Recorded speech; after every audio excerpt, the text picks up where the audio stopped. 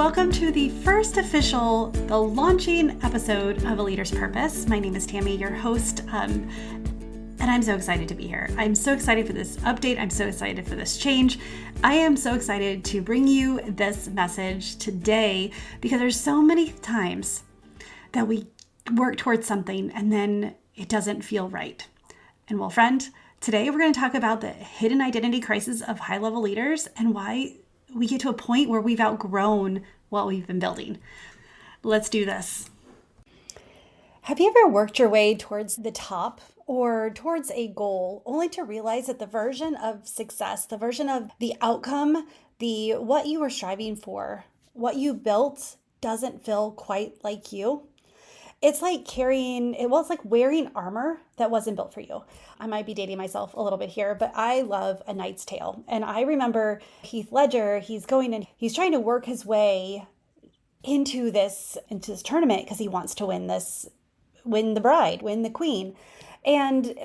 He meets somebody along the way that he is supposed to train, is supposed to help him. And the first thing she says is, "You're wearing armor that's not yours." So it may be impressive looking. It may be like it's clunky and it may be impressive. It may look nice. But it wasn't built for you. And it's not like it's wrong. That armor got him to where he was. Like, it worked so far. And that's what we do too. We build armor. We build our suit. We build towards this goal. We build towards our identity that we know. And then when we get there, we realize that it doesn't really match who we are now. And so when Heath Ledger in this, he gets the armor that's thinner and fits him better, it's able to work.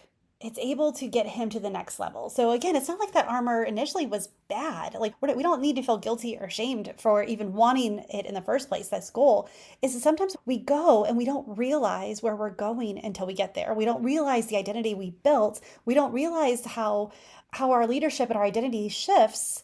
We kind of get out of alignment. And so this is what I want to talk about today.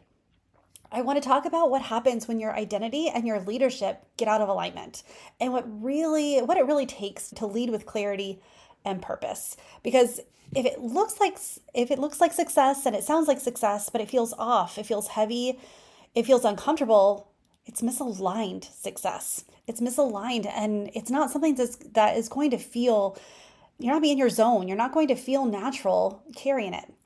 So welcome to A Leader's Purpose, the first official podcast with this rebrand. I am so excited that you're here. If you've listened to Her Restored Spirit and The Full Way to Joy, and now you're on this journey with me. And I already explained the last podcast, my thought process and why it shifted to this, but I am so thankful that you're here. I'm so glad that you're on this journey. And if you're new, welcome. My name is Tammy. I am the host. I am an executive coach, and I help leaders lead with purpose, lead with identity, and really step into who they're called to be. And so today I want to talk about this pressure to perform versus the power to lead. Because performance and leadership are two different things, and sometimes they're both needed. But I want to talk about when it doesn't align, when it doesn't work in your family, or with your team, or with yourself, or this transcends just one area of your life, and actually if you're misaligned, it falls into multiple typically. And first, I want to talk about the hidden identity crisis behind high performance. So high performance leaders, they typically reach a point, and high performance people in general, they reach a point where everything on the outside is polished. Everything looks good. It looks like you're successful. You look like you've made it. You're just going, and on the outside, everything looks like it's supposed to. But it's when you look on the inside, you feel disoriented. It feels heavy. It feels clunky. There's a misalignment. You feel guilty sometimes because you've achieved what you've set out to achieve, and it doesn't feel right. It doesn't feel fulfilled. You don't feel the peace and the joy that you were promised, that you wanted, and the actual outcome that we want. Yeah, we want to achieve our goals, but we want to get what the results, the outcomes, the goals provide us. And so you may have hit your goals, you've earned respect, you've led well, and you still feel disconnected. And you're not ungrateful. You're just misaligned. You're not doing the wrong thing. You're just misaligned. You don't have to chuck it all. It's not that you are not where you're supposed to be. It's time to shift some of our expectations, some of our identity, and readjust it and look at our values in order to align them again, to make them to work. Because success without self-awareness isn't leadership, it's performance. And if you do it for too long, if you just succeed and you keep performing for too long without taking a look at your identity, the self-awareness, then you're going to leave your team, your family, even your own desires behind. And it's not in a behind as in see you later. It's going to be in a behind as in what are you even doing here? You're not even happy. And I know that I've been here before and I've talked to so many people who are. And so I really just wanted to share this because it keeps coming up. This idea of this pressure to perform versus the power to lead. And so when the self-awareness element, which we'll get to in a few moments, this is where the success isn't performance, it's actually alignment. It is where we can make a bigger impact. We can use our gifts and our skills to go in the direction. And again, it's not that the goal you wanted was wrong or bad. It's just your identity, it transformed throughout the journey, which is not a bad thing. It is what you want to do. You want to level up your identity. You want to level up your self-awareness and your leadership, because if you're on this journey alone, what is the point? Especially if you're a leader. Who are you going to lead besides yourself if you leave everyone else in the dust? And so the first thing I want to talk about really is this external validation versus internal alignment. Our world rewards output. Most likely your boss, they validate or they measure you on the output that you perform.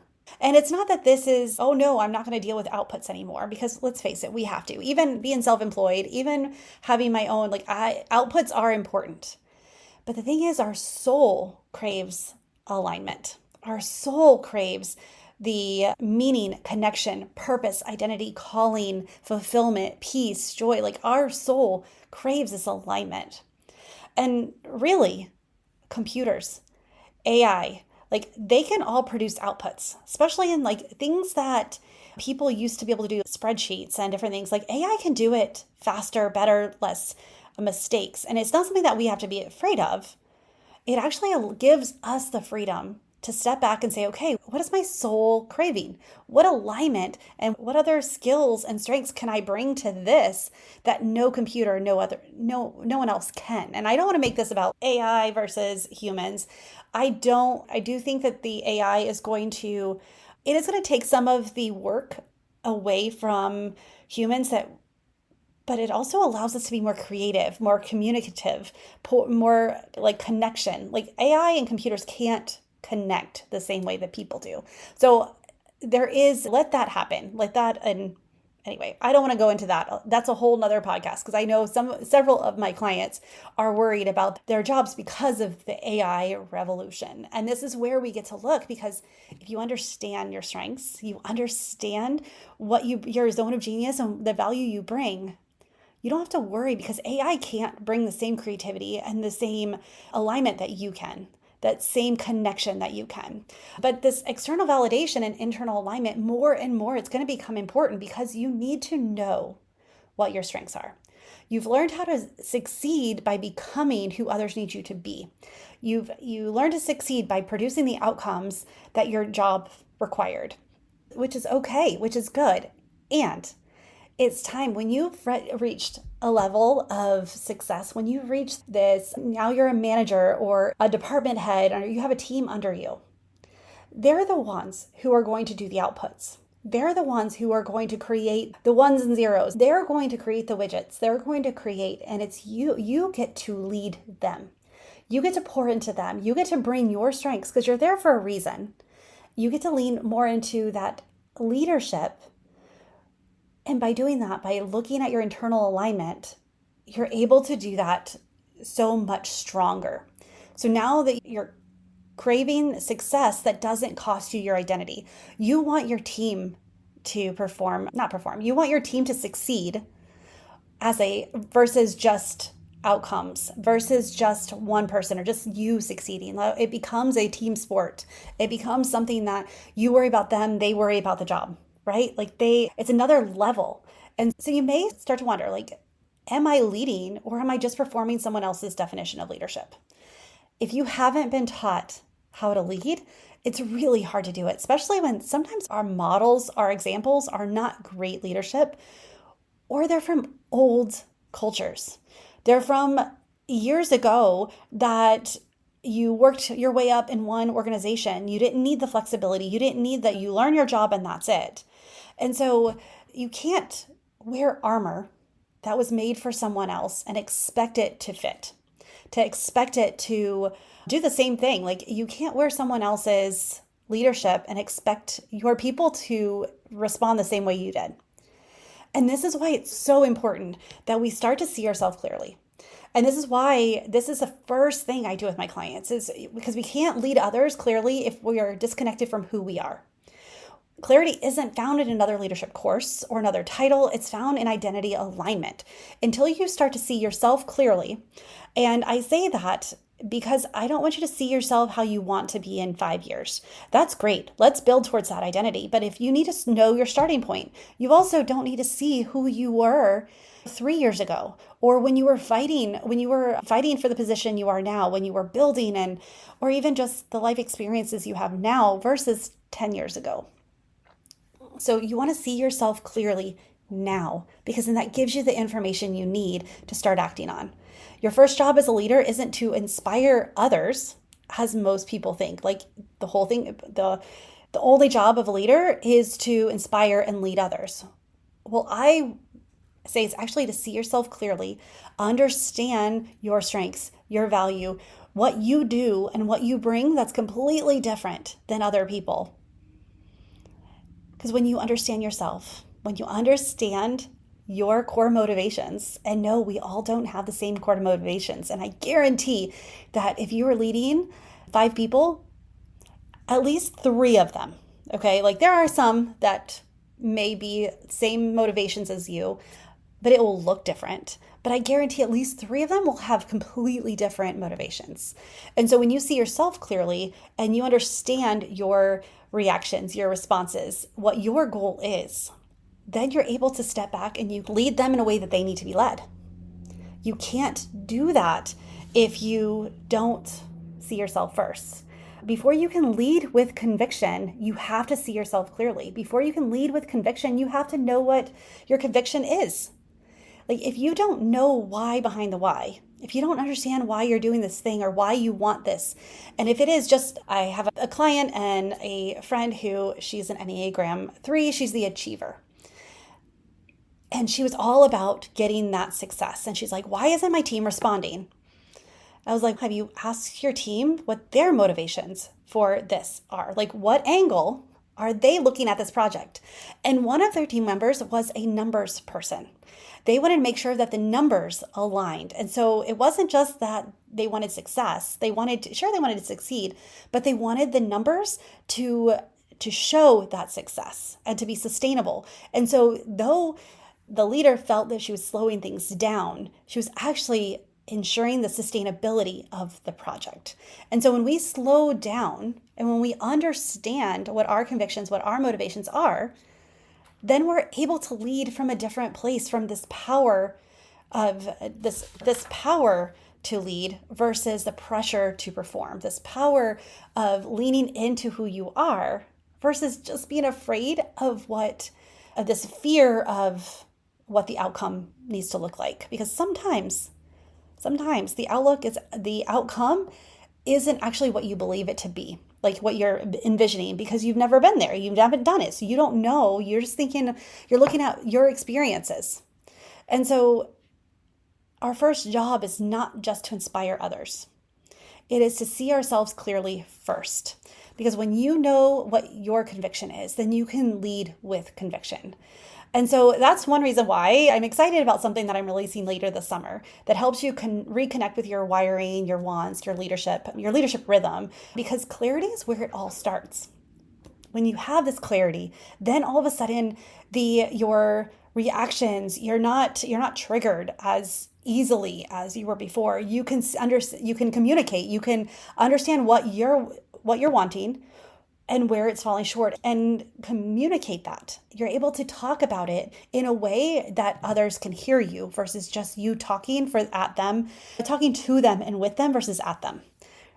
And so as I close here, as I'm really looking at this idea of this pressure that we feel, because as we build this identity, as we go up until now, if we don't take time to actually realign our identity with our leadership, I realign our identity with our purpose. I realign our identity with our strengths, because even as we up-level our strengths, then our identity shifts in that.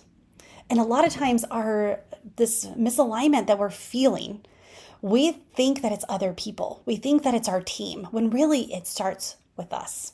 One of the things I just started with a new client, and one of the things he said is, I understand that the success that we get with coaching is mine. And also, if we don't achieve the goals with coaching, it's mine.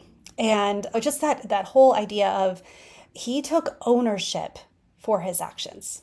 And that's, as a leader, that is a true leader. Take ownership for your actions. Now, because I am invested as well, I want him to succeed.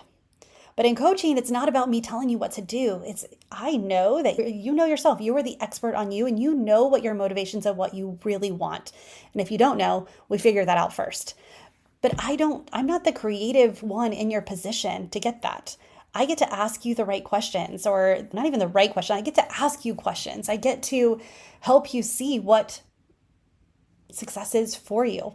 Because I guarantee, even when I look at myself, the way I defined success when I was in my 20s is not the same way I define success now that I'm in my 40s. Even when I look at, we were doing vision boards with one of my clients, we were talking about it, and we were talking about where do you want to live? Because she's in her early 30s, and she's pregnant with her first child.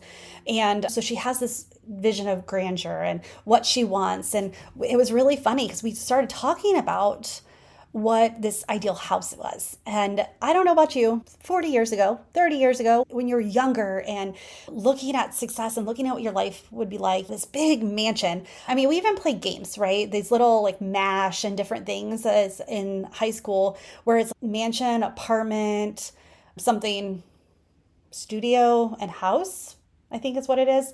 And so you guess what the number is, and you do all the things, and you're like, oh, I'm living in the mansion. And we both laughed, because our idea of success does not mean a big house. It does not, and not that it's wrong if you do, if that's what you want, it's not wrong at all, but it's the idea of that success that others were projecting, and that this is what society said was success. As we get older, we know that's not it, that we get to define it for ourselves, and that it's important that we do. And so when your leadership doesn't feel like you are wearing an armor that doesn't fit, if you're clunky and you're not able to move and shift and do things that you want to do, it's time to get new armor. It's time to realign yourself with your purpose, with your core values, with your strengths, with your why. And so we get to step into this. We get to find the clarity that we need, and then we can step into leadership and inspire others. If you think about leaders that inspire you, are they just performing? You can tell when the person who is supposed to lead you, that manage you, or your boss, right? You can tell when their goal is just a finality of outcome. You could tell when it's I need X widgets made and that's it. But when they care about you as a person, something's different. They have the strength and the boldness and the confidence to step into who they are and to lead you well. It's not typically a timid or a self-conscious person who you follow. It is someone who boldly knows their conviction, and they understand themselves, and then they can lead you as well to help you understand yourself. And so, as I close here, I just have a couple of questions for you. So, where does your leadership feel like you're carrying or you're wearing this old armor that doesn't quite fit? What version of success have you outgrown but are still performing for? And then, what would it feel like to finally lead like you? Not just the version of you that gets the applause, not the version of you that fits everyone's expectations. The version of you that earns success isn't wrong, but she might not be the one who will carry you into what's next. It might be time to up level you as a leader, and that starts with understanding how you're wired, how God wired you, what your strengths are. And so if you are interested, if you are ready to start diving into this idea of alignment and understanding, just like, Tammy, I want to see myself more clearly, I have a quiz. It's a great place to start. TammyMarieCoaching.com/quiz. That'll give you an idea of where to start. If you want to get on my calendar and you're like, Tammy, I'll take the quiz later, but right now something's stirring in my heart and I need to take action for it, get on my calendar. There's a link in the show notes for the Elite Purpose Mapping Call. I think that's what it's called. Anyway, it's a 45-minute call. There's some pre-work for it, and really, because that 45 minutes, I want you, it's not just a discovery call. It is a call that you and I will work together to create a blueprint for what's next for you. And so it's not just come and listen to me give you a spiel. Yes, I will show you how working with me can help you get it faster. But one way or another, you're going to walk away with a blueprint and idea of what your next steps are. And so I am so thankful that you're here. And as I close, just know that you are made for a purpose. Your identity gets to grow as you grow, and that we don't have to have this pressure to perform. If output's the only thing that's important, then okay, but that's not a leader. And if you're here, it's because you're called to lead in some capacity, whether it's your family, whether it's yourself, whether it's something that you don't even know yet, whether it's a team that you already have or a team that you want. When you're ready to step into leadership, in a leadership role that fits you, that you could lead like you, that you can embrace and have the confidence and clarity to lead through your strengths. Let's chat. All right, friend. Thank you so much for tuning in to I was about to say the full weight of joy. No, it is a leader's purpose. I'm probably going to mess that up for a couple of times here, but I am excited to go on this journey. I got some great guests lined up. I've got some great content lined up. I'm really excited about this program that's coming later this summer. It's just going to be the first step for clarity for you, help you gain the initial clarity so you can start taking action. Because we're in a world of information overload, and information is not enough to get us where we want. And a lot of times we have so much information that we don't even know where to start. And that's what I want to help you with. All right, friend, with that, choose joy until joy chooses you, and I will see you soon. Bye for now.